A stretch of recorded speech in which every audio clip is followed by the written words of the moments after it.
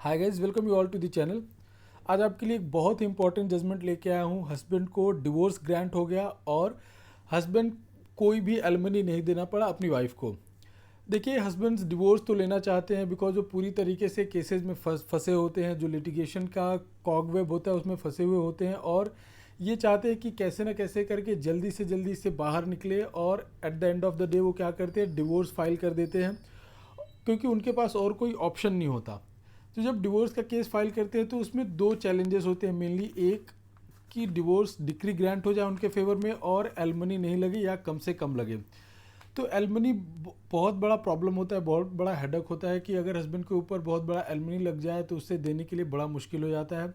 तो ऐसा है, इस केस में हुआ, हस्बैंड को बहुत बड़ा रिलीफ मिला। तो ये वीडियो आपके लिए बहुत ही इंपॉर्टेंट होने वाली बिकॉज हस्बैंड को एलमनी नहीं देना पड़ा और एलमनी जो कोर्ट ने लगाया था उसको डिसमिस कर दिया सुप्रीम कोर्ट ने। तो ये वीडियो काफ़ी इंपॉर्टेंट होने वाला है आपके लिए। तो चलिए वीडियो स्टार्ट करते हैं। वीडियो स्टार्ट करने से पहले I would like to request, अगर आपने चैनल को अभी तक सब्सक्राइब नहीं किया तो please subscribe the channel and video को लाइक और शेयर करना ना भूलें बिकॉज हम आपके लिए डेली कुछ नया जजमेंट, कुछ लीगल अपडेट लेके आते हैं सो दैट आपको आपके केस में हेल्प मिल सके और आप अपने लीगल नॉलेज को इम्प्रूव कर सकें।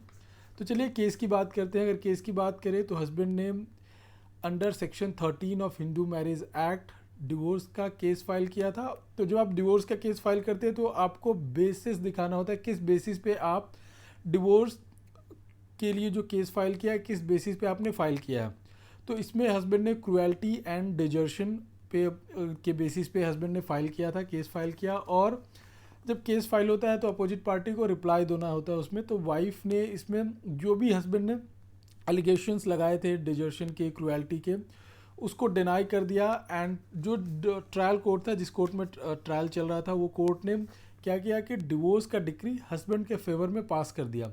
बट हस्बैंड को बोला कि 15 लाख एलमनी आप दो, permanent alumni, and 10,000 litigation cost.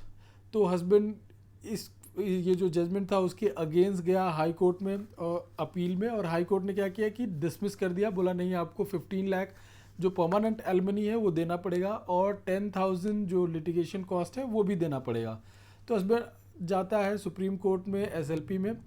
तो सुप्रीम कोर्ट क्या करता है, दोनों पार्टीज़ को सुनता है, जो भी मटेरियल ऑन रिकॉर्ड होते हैं वो सारी चीज़ें देखता है, जितने भी उसमें डॉक्यूमेंट्स लगे हुए थे, एविडेंसेस थे, वो सारी चीज़ों को देखता है। एंड जो सुप्रीम कोर्ट है वो डिसीजन देता है कि जो ट्रायल कोर्ट का ऑर्डर है, हाई कोर्ट का जो ऑर्डर है उसमें एरर है, बहुत ही ग्रेव इनजस्टिस है। और दोनों कोर्ट्स ने क्या किया कि जुडिशियल माइंड अपना यूज़ नहीं किया और ये नहीं देखा कि हस्बैंड की इनकम क्या है, उसकी कैपेसिटी क्या है, वाइफ की इनकम क्या है, उसकी कैपेसिटी क्या है। That is really unfortunate. तो ये जो मेंटेनेंस, ये जो चार्जेस लगाया है हस्बैंड के ऊपर, जो 15 लाख उसको परमानेंट एलमनी देना है, ये टोटली ग्रेव है, इनजस्टिस है हस्बैंड के साथ। तो सुप्रीम कोर्ट ने जो 15 लाख का ऑर्डर पास किया था, ट्रायल कोर्ट ने उसे सेट असाइड कर दिया, फैमिली कोर्ट का ऑर्डर को सेट असाइड कर दिया। एंड जो उसके फेवर में ऑर्डर था, डिवोर्स का डिक्री ग्रांट हुआ था, उसको कंटिन्यू रहने दिया। बट ये ट्रायल कोर्ट को ऑर्डर दिया कि विद इन 6 मंथ्स आप मेरिट पे इशू डिसाइड करो, फ्रेश तरीके से ऑन मेरिट डिसाइड करो कितना एलमनी बनना चाहिए या नहीं बनना चाहिए। सो हस्बैंड को डिवोर्स डिक्री ग्रांट हो गया एंड 15 लाख का जो एलमनी का ऑर्डर था ट्रायल कोर्ट का, उसे सुप्रीम कोर्ट ने सेट असाइड कर दिया। अगर मेरिट की बात करें तो मेरिट का मतलब है कि दोनों पार्टीज़ का इनकम क्या है, उनकी कैपेसिटी क्या है अर्निंग की, हस्बैंड का कैपेसिटी क्या है, हस्बैंड कितना अर्न कर रहा है, उस बेसिस पे डिसाइड हो। तो ये बहुत ही इंपॉर्टेंट जजमेंट है बिकॉज ये सारी चीज़ें आपके, अगर डिवोर्स के केस चल रहे हैं, चलने वाला है, तो इसमें ये फैक्टर्स रोल प्ले करते हैं। एलमनी कहीं ना कहीं रोल प्ले करता है, इसका बात आना ही है आपके केसेस में। तो ये आप जजमेंट डाउनलोड कर सकते हैं। और अगर जजमेंट की बात करूँ तो जलंधरा वर्सेस प्रगति सिविल अपील नंबर 3876/2018 का जजमेंट है। और आपके हेल्प के लिए मैंने ये जो जजमेंट है उसका लिंक डिस्क्रिप्शन बॉक्स में डाल दिया सो दैट आप जजमेंट को डाउनलोड करके अपने केस में आपको हेल्प मिल सके, आप हेल्प ले सके। तो आई होप ये वीडियो आपको समझ में आया होगा। इस वीडियो से रिलेटेड अगर कोई भी डाउट है तो आप कमेंट सेक्शन में पूछ सकते हैं। Thank you.